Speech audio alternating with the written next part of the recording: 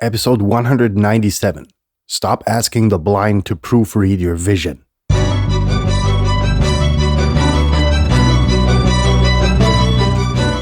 You're listening to the very best podcast in the world on health, wealth, and happiness. Please remember to leave a review and share with all your friends and family. And here is your host, Lars Hilser.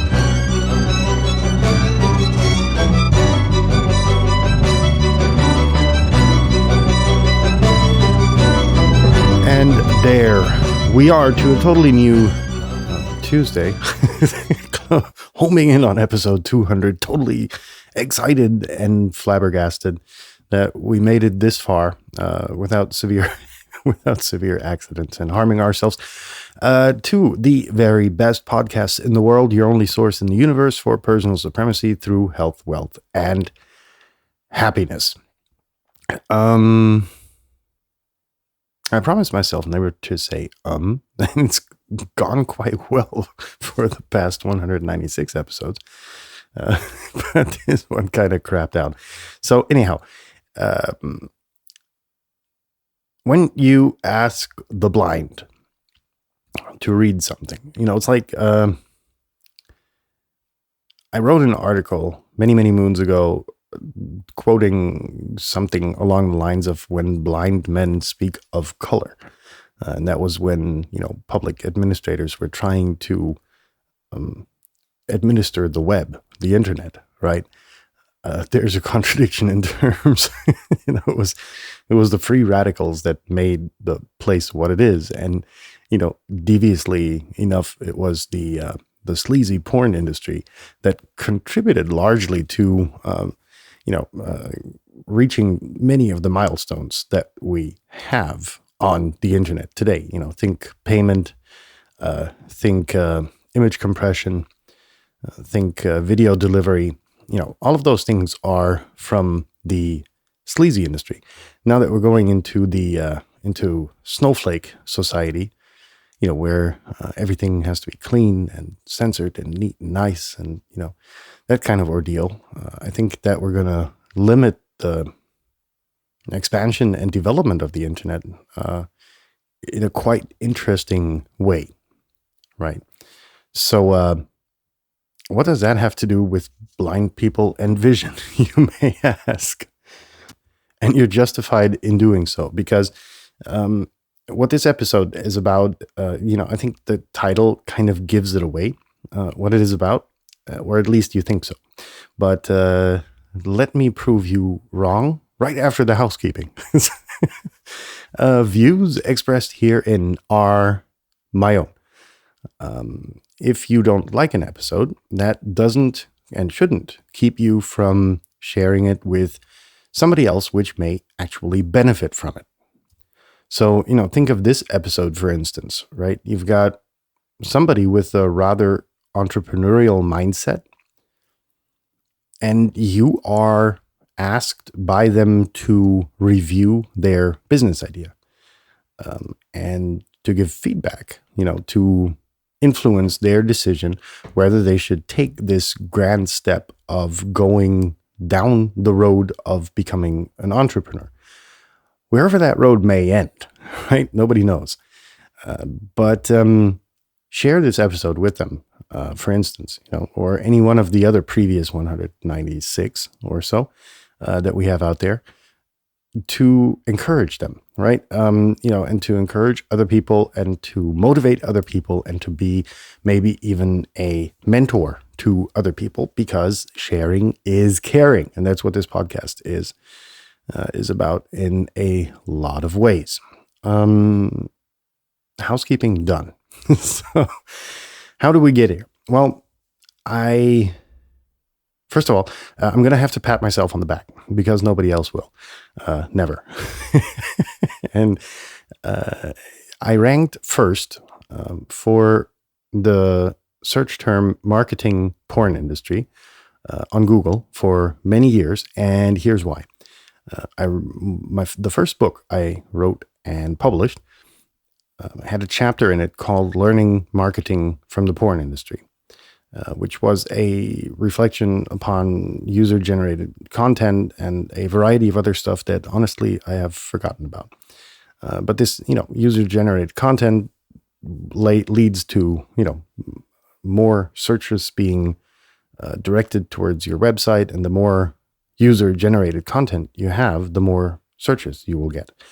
That was the theory. The theory worked quite well for a lot of my clients, and was basically a product of that. Anyhow, Google then thought, hey, this is good.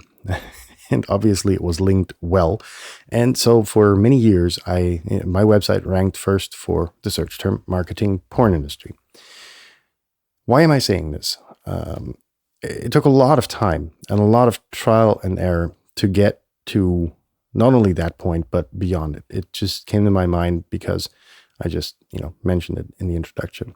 And the interesting thing was, though, that all of my endeavors, which I started, were discouraged, violently scrutinized and taken apart, met with disbelief that I could make it in this field of business, which the first endeavor was, the Deutsche Web Design company I made, which focused on, kind of very revolutionary, way ahead of its time website concepts and search engine optimization, e-business in general. And the second endeavor I made was in hosting, where I was one of the first people to internationally offer climate or CO2 neutral web hosting with the Green Hoster, and so on and so forth. And then I went into consulting, then I went back into cybersecurity, and now I know how to operate a chainsaw. And, a lot of things really were luck along the way and being at the right place at the right time. And the thing about it, though, was that throughout these years, which weren't easy, the cool thing was, and I deliberately say it this way, that I had so many people throwing shit at me for becoming an entrepreneur, as young as I was, I don't know, I started thinking when I was 26 or something. And every company that I stomped out of the ground was, like, oh yeah, right, another web design firm. Oh yeah, right. Oh yeah, the world definitely needs another hosting company. And oh yeah, sure. You're going to be successful as a consultant because you're so knowledgeable, right? You have so many academic degrees that you can, make yourself credible with, right? And interesting things start to happen. I took the feedback that I got and I turned on my really, really, really, really thick bullshit filter and weeded out the adequate or correct points of criticism in my endeavors. And for the longest time, I wasn't able to distinguish that what I was getting was a feedback towards a lack of adequately communicating what the mission of my companies were. And this also reflected in sales for the first, 2 or 3 years, right? Because I had these genius ideas, which were, again, cutting edge, way ahead of its time. I've repeatedly gone over it. I'm not going to bore you to death with it. I'm only going to bore you to death with sharing this episode, by the way, just a reminder. And the things that resulted out of that were disastrous, really, really, really disastrous. I was pitching my concepts, my ideas to clients, and because some knucklehead, was always gung-ho for my ideas, they would put them forth towards people that they were connected with. And then I got the intro, and I blew it because I wasn't able to adequately communicate it. So the vision that I brought forth was good. The people who I presented my vision to were not blind. They just couldn't see in the same bright and vivid colors what I was trying to pitch them. So while the title of the show is Stop Asking the Blind to Proofread Your Vision, which I think is pretty self-explanatory, more often than not, entrepreneurs fail because they fail to adequately pitch and to adequately communicate what the USPs of their product are, how they got there, what the benefits for the customer are, and so on and so forth, to make the customer really accept what you're trying to sell them. And here's the reason I'm being so anal about this. I suffered, seriously, I suffered significantly under, not being able to communicate it or to adequately communicate it. I communicated it, but it was very tech savvy. You had to understand what the benefits were before, you actually understood the benefits, which may sound like a contradiction in term. But let me give you a very illustrative example. So I was pitching a search engine optimization campaign, for lack of better words, to a large SME. Large SME. Yeah, large, small, medium-sized enterprise. They were one of the bigger ones. So anyhow, I got an appointment with the board, flew there, sat them down and said, look, here's the catch. Upon the question of, why do we need search engine optimization? I was like, well, yeah, you're going to get more website visitors. And I'm like, yeah, so? And I failed to see. I didn't fail to see. I failed to pitch the entire concept. It was like, for them, why should you invest money to get visitors to your website? And they were right in asking that question because they hadn't really understood the concept of e-commerce, right? Of a digital strategy. So, you get the visitors to your website and you do anything possible, anything humanly possible to convert those at least to leads, ideally to sales. Now, this was everyone had an e-business solution, where you could actually buy products and services. That wasn't common back in the day. But what I failed to convey to these, non-tech people is that there were further steps that we needed to take together in order to convert this traffic that they got to their website into actual leads. And that changed down the line. I then went and changed my offering to selling total concepts. It was like the website visitor gets turned into a lead, gets turned into a sale, gets turned into money. And then we actually have the customer retention programs. And then we have the customer relationship management system that's hooked up in the back. So we remind them, we send them birthday greetings, automated, with a 10% discount coupon code, which nobody uses, but, good sign of good gesture, yada, yada, yada. So it wasn't, the people that I communicated this vision to of the company that I was launching was okay, right? Because I understood it.